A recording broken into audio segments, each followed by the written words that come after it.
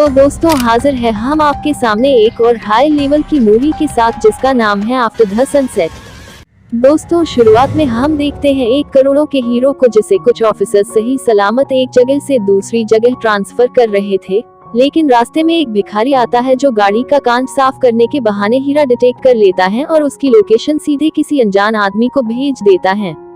Officers एक जगह पर चाय पानी पीने उतरते हैं, तभी एक लिम नाम का ऑफिसर गाड़ी में ही रह जाता है। कुछ ही देर में दोस्तों वो गाड़ी अपने आप चलने लगती है और ये सब कर रहा था वो अनजान शख्स जो बाजू के टेरेस के ऊपर था। अनजान शख्स अपनी पूरी प्लानिंग के साथ आया था और अगले ही पल वो लिम और उसकी गाड़ी को एक गैराज में बंद कर देता है।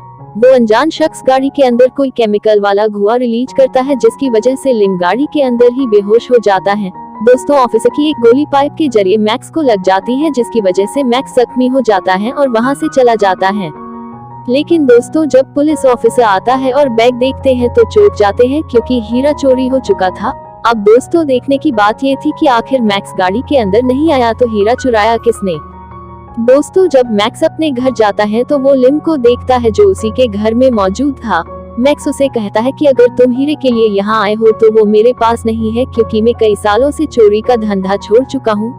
लिम को पता था कि एक क्रूज के ऊपर कई मतलब कि अरबों डॉलर के हीरो का फेस्टिवल होने वाला था और उसे शक था कि मैक्स उसे चुराने की जरूर कोशिश करेगा, इसीलिए लिम मैक्स को वार्निंग देता है वहाँ पर कुछ भी गड़बड़ी ना करने की और फिर वहाँ से चला जाता है। दोस्तों लिम भी उसी बीच पर रुका हुआ था क्योंकि उसे शक था कि पहले वाला डायमंड भी मैक्स ने चुराया है, लेकिन उसके पास मैक्स का कोई ठोस सबूत नहीं था, इसीलिए वो चाहकर भी मैक्स को पकड़ नहीं सकता था।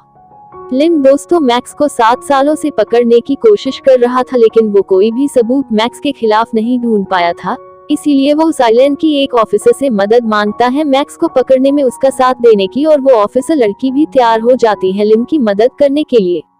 दोस्तों एक दिन मैक्स उन बेशकीमती हीरो का रिसेप्शन देखने जाता है जहाँ पर उसे लिम मिलता है। लिम कहता है कि यहाँ पर वर्ल्ड की हाई क्लास सिक्योरिटी है जिसकी वजह से यहाँ से तुम तो क्या तुम्हारा बाप भी एक भी हीरा नहीं चुरा सकता। मैक्स लिम की ये बातों से इरिटेट हो जाता है और रिसेप्शन छोड़कर वापस चला जाता है।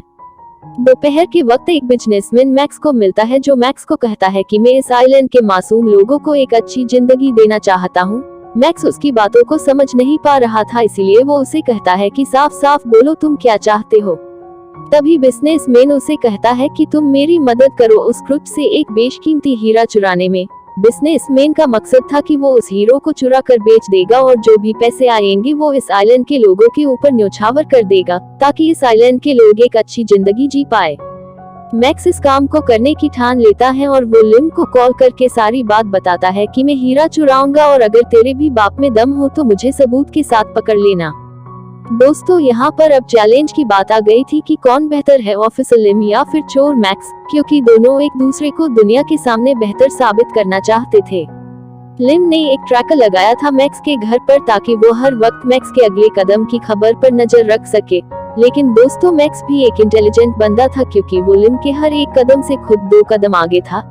एक रात को मैक्स उस क्रूज पर घुस जाता है और एक दरवाजे के पीछे हीरे तक पहुंचने का मेन नक्शा था उसे चुरा कर वहाँ से भाग निकला है। मैक्स उस बिजनेसमैन को वो नक्शा देता है और कहता है अब तुम भी हीरा चुरा सकते हो, इसीलिए अब रहमदिली और भलाई का काम तुम खुद करो।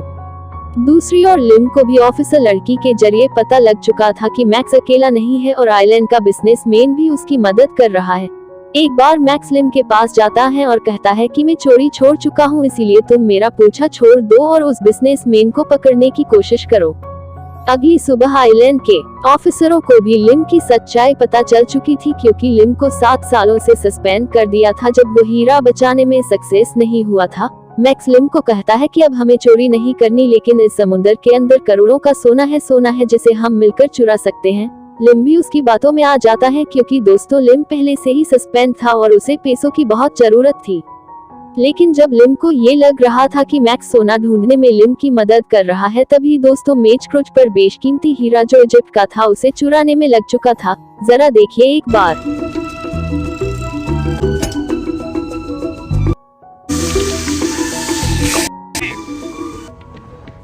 आपने देखा कि मैक्स हीरा चुराकर वापस लिम के साथ पहुंच जाता है। हालांकि लिम को ये जरा भी पता नहीं था कि मैक्स ने उसकी पीठ के पीछे क्या कांड कर दिया है।